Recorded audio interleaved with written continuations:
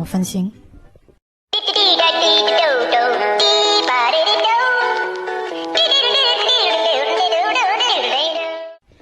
同学，让一让好吗？黑哥，你是不是牙痒，什么都能咬？